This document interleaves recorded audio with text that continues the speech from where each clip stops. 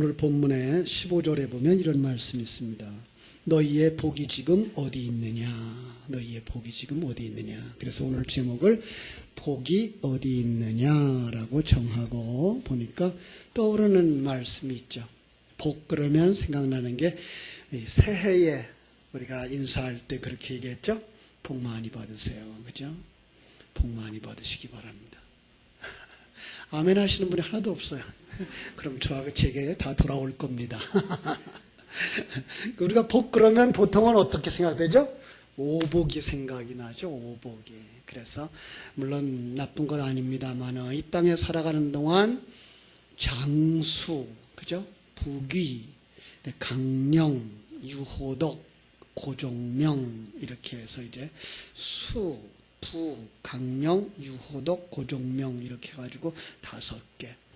수라고 하는 데는 이제 장수를 얘기하죠.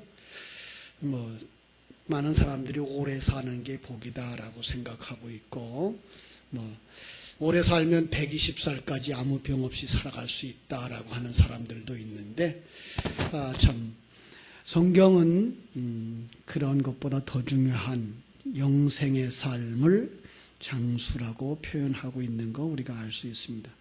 부귀함, 부요함, 상당한 재산이 있어서 안락한 생활을 하는 걸 부라고 말하기도 하죠. 강령, 평생을 살아가는 동안 신체가 건강하고 무병해서 언제나 깨끗하고 마음에 불안이 없이 즐겁게 살아가는 거, 이걸 강령 그럽니다.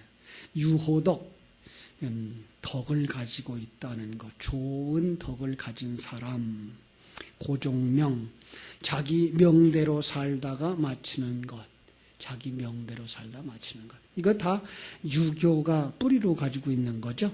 그런데 이게 한국인의 사상처럼 되어져 버렸어요. 그래서 많은 사람들이, 한국 사람들이 다 그렇게 알고 있는 줄 알고 있고, 특별히 예수 믿는 사람들까지도 이게 복이다라고 생각하는 분들이 참 많아요. 그러나 열린 눈을 가진 우리의 성도들이 볼 때 그건 기껏 해봐야 몇 년밖에 못 가지는 거예요? 100년밖에 못 가지는 거예요. 이 땅에 태어나서 살다가 죽음으로 끝나버리는 인생이 가지는 한갓 그 육신의 욕망, 이렇게 본 거죠.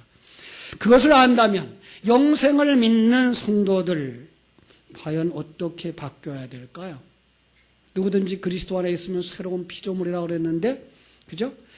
어떤 것이 바뀌었다고 해서 새로운 피조물이라고 말할 수가 있을까요? 우리는 성경이 말하고 있는 복이 무엇일까? 우리 한번 먼저 생각해야 되겠죠? 성경이 말하고 있는 복. 그죠?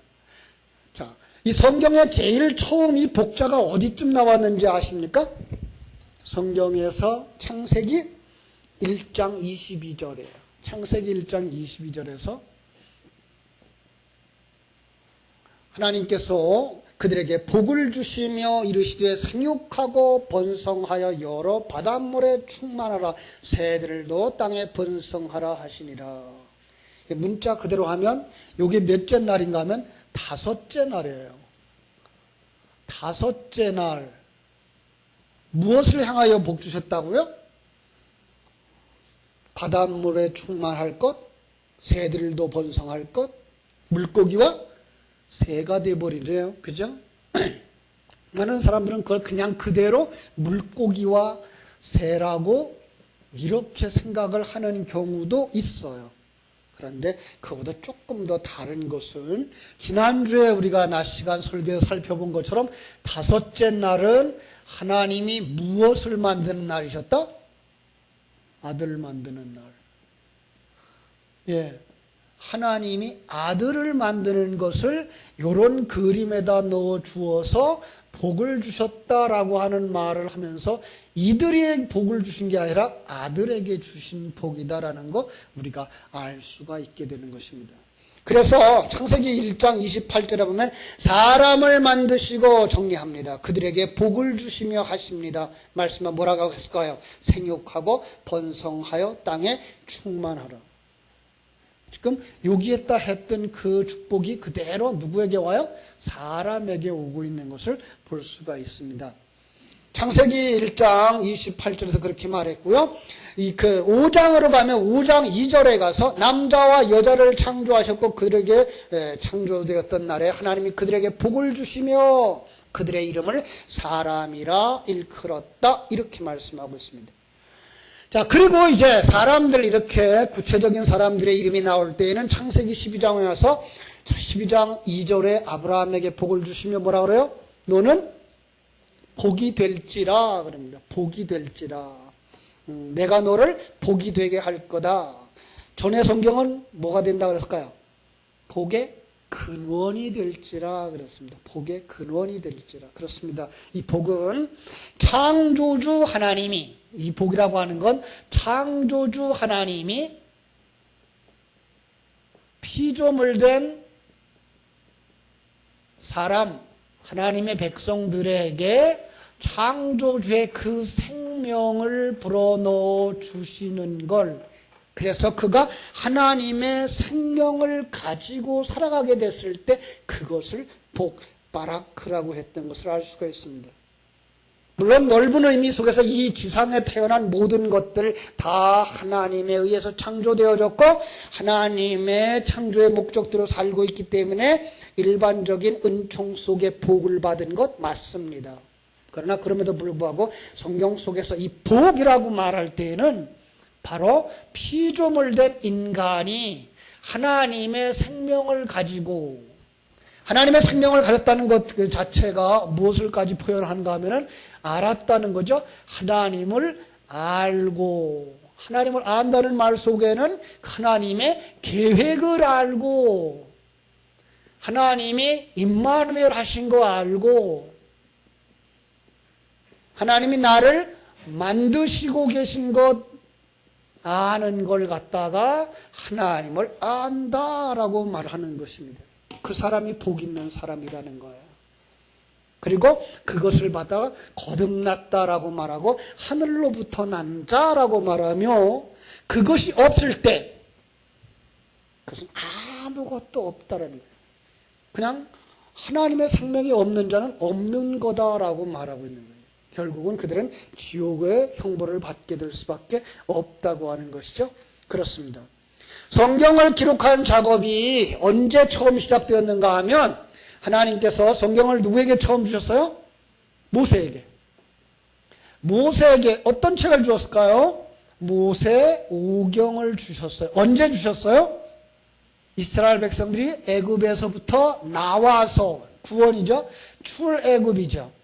그 출애굽의 사건을 통해서 구원을 설명해 주고 있는 내용들이 얼마나 풍성한 은혜이고 하나님의 특별한 은혜인가를 알게 하기 위하여서 모세 오경을 써서 바로 너희들은 이러한 하나님의 계획과 이러한 하나님의 역사하심 속에서 지금 이 구원의 길을 가고 있는 것이니 반드시 완성될 거야 라고 가르쳐 주기 위하여서 모세 오경을 주셨다고 하는 사실이죠. 그렇습니다. 그때 처음으로 설명되어진 사건이 창세기죠. 그래서 창세기 속에서 이제 천지 창조에 대한 이야기를 가지고 그 하나님의 그 백성들의 재창조의 이야기를 말하고 있었던 거예요. 그래서 다섯째 날이 바로 지난 주일날 우리가 주일날 시간에 살펴본 것처럼 넷째 날, 다섯째 날, 여섯째 날은 다 공간에 필요한 것들을 채우는, 하나님의 백성들을 만들어 채우는 것, 그들에게 복을 주셨다라는 것 우리가 생각할 수가 있습니다. 왜 하나님은 이렇게 구원의 이야기를 직접 말하지 아니하고 이렇게 보이는 것 가지고 보여줬을까요? 하나님을 우리가 감지할 수가 없어요. 하나님의 목소리를 우리가 들을 수가 없어요. 그죠? 예. 그래서 하나님은 보이는 것을 통해서, 우리가 사용하는 말을 통해서 우리에게 그 하나님의 세계를 설명해 주는데, 우리가 사용하는 말이나 우리가 보여주는 것들은 다 유한하기 때문에 그 하나님의 풍성하심을 다 설명해 줄 수가 없어요. 그래서 많은 내용들을 가지고서 거기다가 이제 그릇으로 삼아서 설명을 넣고 또 설명을 넣으면서 그것이 다 연결되어질 때, 하나님은 이렇게 크신 분이구나. 하나님의 계획은 이렇게 놀라운 것이구나. 하나님은 이렇게 일하시는 거구나. 하나님 우리를 이렇게 만들어 가시는구나를 알도록 하신 것이 바로 경전인 것입니다. 그렇습니다. 그래서 그게가 사람의 눈에는 안 보여요. 그런데 보인다, 들린다. 그 사람은 뭐예요? 그 사람 속에 기적이 일어난 거예요. 어떻게? 하나님의 생명이 들어와서 그를 살려낸 것이고, 그리고 귀가 열려서 들리는 것이고, 눈이 열려서 보이게 됐다. 그것이 바로 기적이다. 그래서 지난주에 설교가 뭐였어요? 기적, 그것은 메시아가 보이는 것, 이렇게 얘기를 했습니다. 그렇습니다. 오늘날은 어떻게 봅니까? 하나님이 전도자를 세워서 그 전도자들에게 하나님의 계획을 설명하고 하나님의 일하심을 설명할 때에 세상 사람들은 이 엉뚱한 소리 이렇게 듣게 되어 있다는 거죠. 예. 왜냐하면 영원한 세계가 있다고 하는 것 아무도 몰라요. 아니요, 믿으려고 하지도 않아요. 왜? 보이지 않으니까. 지옥과 천국이 있다고 말하면 그들이 첫 번째 대답이 뭐예요? 갔다 왔어? 갔다 온 사람 있어? 이러는 거죠. 왜? 거기 갔다 온 사람을 자기가 못 봤다는 거죠. 볼 수가 없다는 거죠. 그렇습니다. 그런데 놀라운 건 그렇게 하나님의 말씀을 전하고 영원한 세계가 있다고 말하고 그 하나님이 당신과 함께 있다고 말하고 그분이 당신을 만들어가고 있는 중이라고 말하는데 다른 사람은 그게 뭐 그런 소리가 있어. 그런데 이 사람은 아멘 하고 내가 그렇게 되어지기를 원합니다 하고 따라가더라는 거예요. 이게 바로 기적을 체험한 사람들인 거예요. 그렇습니다. 그 사람들은 이제 가치관이 바뀌어요. 이 세상 것이 전부인 것처럼 살고 보이는 것이 전부인 것처럼 살고 그거 많이 가진 것 적게 가진 것 때문에 좋아하고 슬퍼했던 그 가치관에서부터 벗어나서 이건 하나님이 그 사람의 능력만큼 주시는 거구나. 하나님이 나에게 이런 적정한 환경 속에서 적당한 것을 주시는구나를 깨달아 알게 되면서 잘난 체 하지도 아니하고 비굴해 하지도 아니하고 부러워하지도 아니하고 그죠? 다른 사람 앞에서 교만하지도 아니하게 되는 거예요. 이게 바로 거듭난 자인 거예요. 이 세상에서 남보다 더 잘 살기 위해서 남의 것을 빼앗아야 했던 사람들이 이제 그걸 그치게 되는 거죠. 하나님이 나에게 허락하신 것으로 만족하며 사는 거예요. 가진 것을 잃어버린 후에도 어차피 이 세상 떠날 때 가져가지 못하는 거 조금 일찍 버려도 관계없다라고 생각하고 미련을 가지지 않고 살아가게 되는 거예요. 이 세상 시간에 얽매이지 않고 하나님 나라를 생각하면서 착실하게 준비하게 살아가는 것, 이게 바로 기독교예요. 이렇게 살자고 외쳐야 될 기독교회가 이 갈라디아 교회처럼 오늘날 세상 종교와 손을 잡고 있어서 이게 문제인 거예요. 2012년 5월 달에 KCRP라는 한국 종교인 평화회의가 열렸어요. 2012년 5월 달. 경기도 과천의 그 관문체육공원에서 운동장을 해서 모였는데 그때에 7개 종교가 모였어요. 기독교, 불교, 원불교, 유교, 천도교, 카톨릭, 한국민족종교협의회. 그들이 한데 모여가지고 뭐 했는지 아세요? 종교 간의 화합을 도모하자 그래서 이벤트를 했는데 이벤트가 뭔지 아세요? 비빔밥 만들어 먹기였어요. 마치 기독교의 아주 보수주의적인 사람들이 항상 비판하는 오늘 한국교회가 비빔밥 종교가 되었다라고 하는데 맞소, 우리는 비빔밥 종교가 좋소라고 하는 것처럼 그들은 비빔밥을 큰 소에다 만들어가지고 나눠 먹었다고 하는 거예요. 세상의 눈으로 보면 종교의 통합, 세상 속에서 사람답게 살기, 서로 도와가며 손에 손잡고 가기 좋은 일이죠. 그러나 생명을 걸고 신앙생활을 하는 기독교인들에게 그 얘기는 엄청난 독입니다. 여러분, 우리는 다른 종교와 손잡을 수 없는 뭐만 있어요? 기독교에만 구원이 있다고 하는 독선적 신앙 노선을 가지고 있는 종교입니다.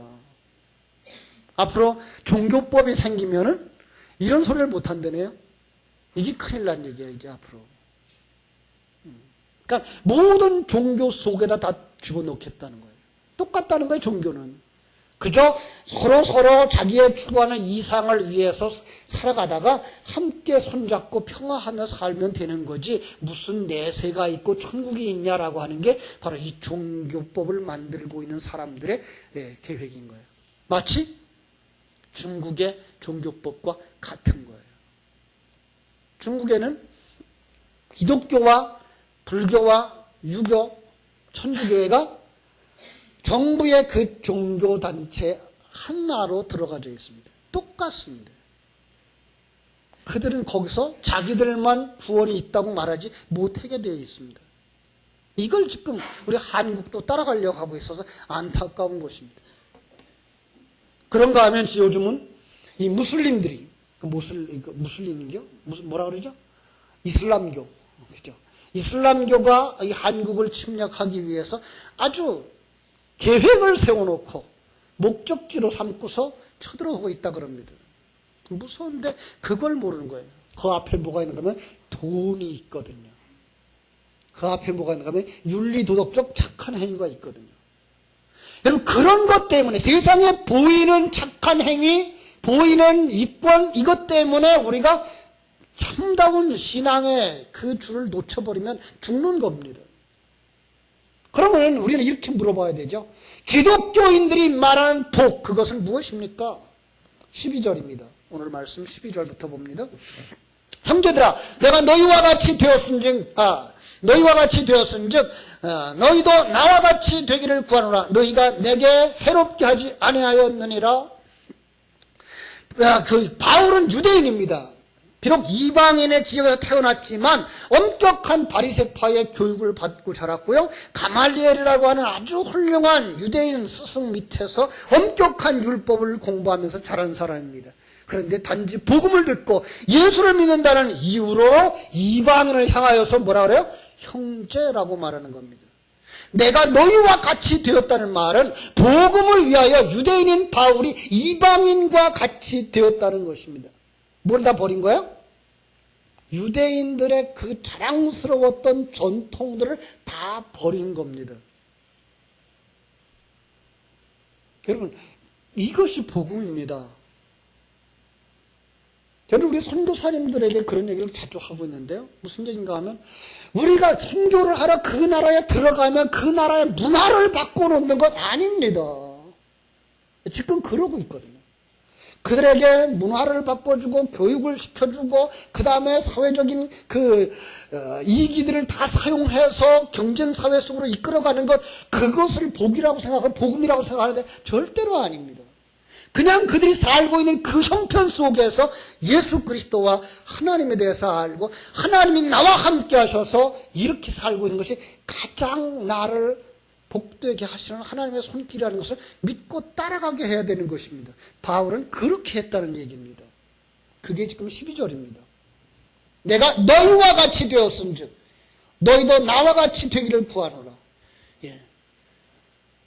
어떤 유대교의 전통에 의해서 신앙을 추구하고 어떤 행위를 추구해서 종교로 나아가고 하나님께로 나아간다는 것이 아니라 하나님이 허락하신 그 환경을 깨달아 알고 그 속에서 하나님 함께 하시는 하나님을 깨달아 알고 하나님이 우리를 지키시고 보호하시고 인도하시고 만든다고 하는 사실을 알고 거기서 누림을 살고, 바로 그것이 기독교입니다. 자, 그런데 거기에 거짓 선생들이 들어왔습니다. 예수 믿는 것만 가지고는 부족해. 할례도 받아야 되고 율법의 다른 조문도 지켜야 된다.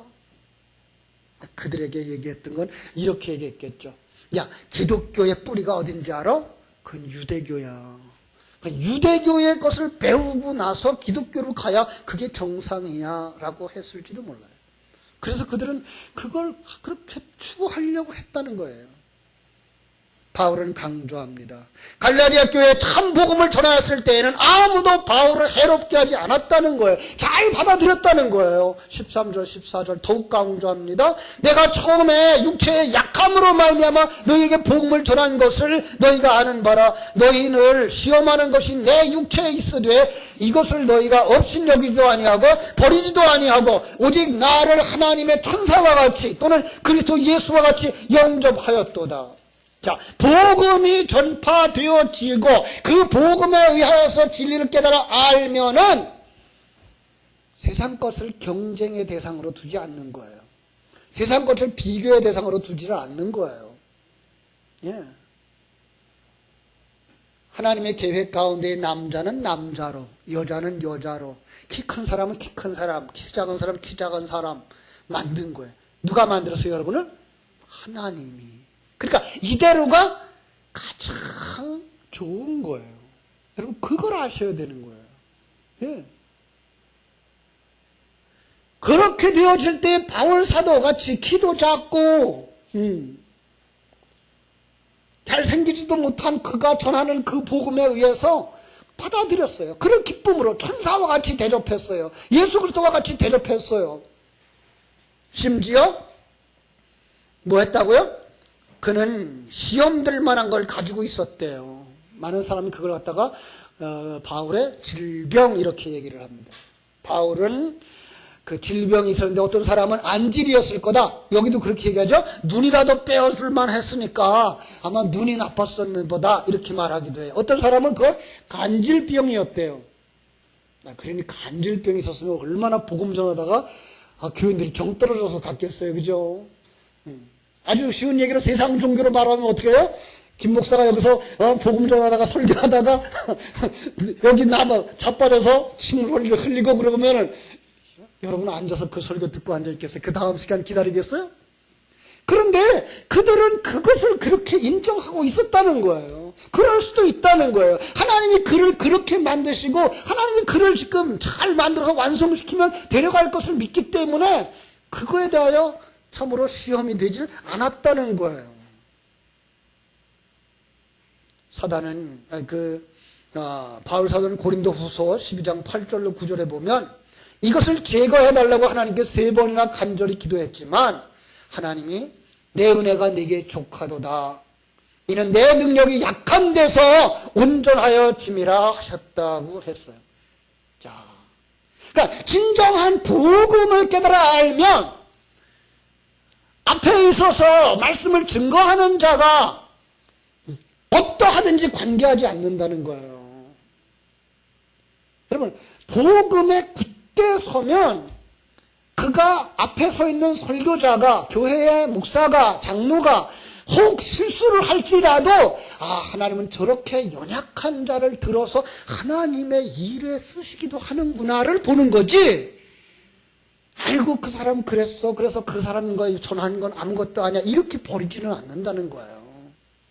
예. 바울 사도가 오죽했으면 기도했겠어요. 그죠? 그래 우리 생각에는 바울이 원하는 기도는 자기의 욕구, 자기의 욕망이 아니고 복음 전하는 데 쓰자고 그 가시 좀 제거해 주시면 얼마나 좋았을까. 사단의 사자라고 할 만큼 육체의 약함에 왜 하나님은 그걸 바울에게 주셨을까. 복음 전하는 사람이 키도 크고 얼굴도 잘생기고 언변도 좋고 그죠? 신앙의 명문가에서 나왔으면 얼마나 좋겠습니까? 근데 그렇지만은 않더라는 거예요. 그런데 바울은 사람들이 보면 시험들 만한 육체적 약함을 가지고 있었는데 갈라디아 교회는 그럼에도 불구하고 바울이 전한 그 복음을 받아서 너희가 나를 업신여기지도 아니하고 버리지도 아니하고 나를 하나님의 천사와 같이 그리스도 예수와 같이 영접하였도다. 여러분 이것이 복음을 깨달은 자들의 사람 대함인 거예요. 오늘 성도들도 마찬가지예요. 우리는 사람의 그 지금의 모습 그거 하나만 보고서가 아니라 성경이 말한 대로 우리의 눈은 비록 뭐만 보여요? 외모를 볼 수밖에 없지만 하나님은 그 사람의 중심을 보시는 분이기 때문에 우리가 거기까지 볼 수 있어야 되는 거예요. 그죠? 안타까운 것은 오늘날 이런 설교자가 있어야 되고 이런 성도들이 있어야 되는데 참 안타깝죠. 이런 설교자도 없고 이런 교인들도 없는 시대가 되었습니다. 왜 그랬을까요? 17절 보죠. 17절. 그들이 너희에게 대하여 열심 내는 것은 좋은 뜻이 아니요 오직 너희를 이간시켜 너희로 그들에게 대하여 열심을 내게 하려 함이라. 주의 종들이 성도들에게 열심을 내게 하는 것은 당연히 좋은 뜻이어야 하는데 여기 좋은 뜻이 아니라고 말하는 거예요. 왜요? 너희를 이간시키려고 하는 거예요. 누구와 이간시키려고 했을까요? 자, 바울이 지금 이 말을 하는 것은 상당히 깊은 의미가 있는 거예요. 창세기 3장 15절을 염두에 두고 있는 거예요. 자, 그들이 누구와 한 몸이었을까요? 갈라디아 사람들. 그들은 타락한 자들이었죠. 타락한 자들은 사단의 먹이가 되어서 사단의 사성의 포로가 되어서 사단과 짝을 이루고 한 몸을 이루었던 자들이었는데 그들이 바울이 전해준 그 복음, 십자가의 복음으로 말미암아서 사단과 헤어졌어요. 세상적인 관점에서 돌이켜 하나님과 하나 화평을 이루고 있는데 그렇다면 진정한 전도자라면 요한계시록 2장 3장에 나오는 말씀처럼 네가 가진 것을 굳게 잡아 아무도 네 멸류관을 빼앗지 못하게 하라고 전해 주어야 될 텐데 그들이 와서 어떻게 했다고요? 바울이 전한 것 잘못됐다. 믿음으로 구원함을 받는 거 맞는다. 그러나 행함이 없으면 안 된다. 그 행함이란 율법을 따라 사는 것이다 라고 말하면서 바울의 복음에다가 뭐예요? 다른 복음을 덧입힌 거예요. 그렇게 되면 그 갈라디아 교인들은 이제 누구와 이간질이 되는 거예요?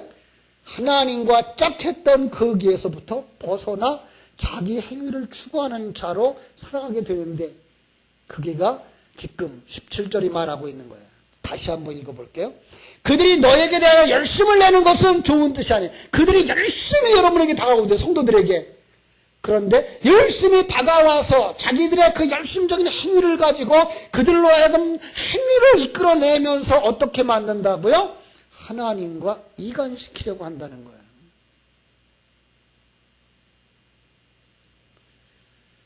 참 안타까운 것이죠. 그래서 15절 묻는 거예요. 너희의 복이 지금 어디 있느냐? 이 복이라는 말을 복의 근원이란 말로 해석하면 더 좋습니다. 너희의 복의 근원이 어디에 있느냐? 훨씬 쉽죠? 여러분의 복의 근원은 어디에 있습니까? 여러분이 무엇으로 말미암아 복을 받는다라고 생각하십니까? 내가 수고함으로 내 행위가 근거가 되어 내가 복을 받는다? 그렇다면 그 복의 근원은 나인 거예요. 네.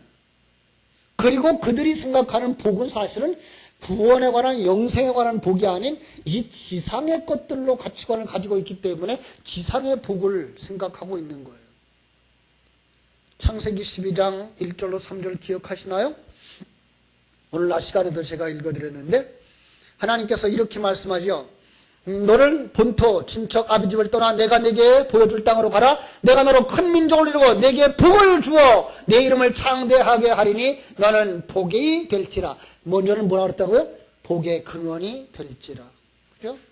하나님이 아브라함을 축복하면 그가 복이 되고 그게 복의 근원이 된대요. 어떻게 해요? 하나님이 그분 안에 계시고 자기는 없어졌기 때문에 이제 하나님이 복의 근원이기 때문에 아브라함이 복의 근원이 되는 거라는 거예요. 여기서 그 얘기를 하고 있는 거예요. 갈라디아 교회야, 너희의 복의 근원이 어디 있느냐? 복의 근원을 하나님으로 여기고 그를 모시고 사는가? 아니면 내가 수고하면 내가 복을 받는다는 생각함으로 너를 스스로 복의 근원으로 만들고 있는가? 여러분, 우리는 어떻습니까? 자기가 복의 근원이 된다고 믿는 사람들, 그들은 뭐 한다고요? 열심을 낸다고요. 왜? 열심을 내야 복을 받기 때문에. 그런데 그 열심의 결과가 어떤 결과를 만들어냈다고요? 복의 근원이신 하나님과 이간질시키는 것입니다. 더 나아가서는 그들이 이제 누구에게 열심을 내라고 말한다고요? 자기들을 위하여서. 여러분, 조심해야 됩니다. 가끔 우리 장로님들과 대화를 하면서 제가 참 많은 걸 깨닫고 배우는데 제가 여러분들을 위해서 열심을 내고 열심히 봉사하고 열심을 일으키게 하는데 여러분들이 일어나는 그 열심이 목사를 위한 열심이면 절대로 안 된다는 겁니다. 맞습니다. 목사를 기쁘게 하기 위한 봉사가 되면 안 된다는 것입니다. 네.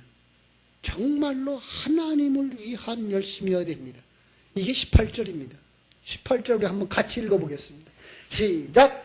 좋은 일에 대하여 열심으로 사모함을 받음은 내가 너희를 대하였을 때뿐 아니라 언제든지 좋으니라. 예. 좋은 일에 대하여 열심을 사모하라는 거예요. 사실 바울은 자기를 위해 눈이라도 빼어주겠다고 하는 사람들을 거절했습니다. 그런데 지금은 좋은 일에 열심으로 사모함을 받으라는 거예요. 이 단어에 문제가 좀 있어요. 열심으로 사모함을 받는다는 말이 이 젤로스다이라는 말인데 열심히 불릴듯 하는 것이에요. 그러니까 좋은 일, 하나님이 기뻐하는 자기를 부인하고 자기 십자가를 지고 주를 쫓아가는 그 일에 열심히 불릴듯 하게 하는 것은 나와 함께 있을 때든지 나 없을 때든지 좋은 거다 이 말이에요. 이제 이해가 되시죠? 하나님의 말씀에 목말라 하고 진리를 깨닫기를 원하고 하나님의 사람으로 하나님의 주권을 높이고 자기를 낮추고 그 일에 열심 내는 것은 나 있을 때뿐만 아니라 없을 때에도 열심 내거라. 그건 잘하는 거다 이 말이에요. 19절 나는 여기서 이제 자기를 피력하는 거예요. 나는 나의 자녀들아. 사실들은 이 자녀보다는 아들이 더 편해요. 이제는 우리가 아들에 관한 얘기를 잘 아니까 그죠? 나의 아들들아 너희 속에 그리스도의 형상을 이루기까지. 예. 그러니까 여러분들 속에 여러분이 내려놓고 예수가 이 땅에 와서 자기를 내려놓고 자기 안에 하나님으로 채워진 것처럼 너희들이 그리스도의 형상 바로 여러분 속에 자기를 부인하고 여러분 속에 하나님의 진리로 충만되어지기까지 나는 다시 너희를 위하여 해산하는 수고를 하노니. 참목자의 마음이죠. 그죠? 20절 내가 이제라도 너희와 함께 있어 내 언성을 높이려 함은 너희에 대하여 의혹이 있습니다. 바울이 왜 이렇게 갈라디아 교회에 대해 소리를 지르느냐? 그것은 너희에 대하여 의혹이 있다는 거예요. 무슨 말인가 하면요 너희들이 이해하고 있는 복음이 어느 정도인지 또 너희가 다른 복음에 대해 얼마나 미혹되어 있는지 내가 알 수가 없어서 당혹스러워서 그런다 이런 의미예요.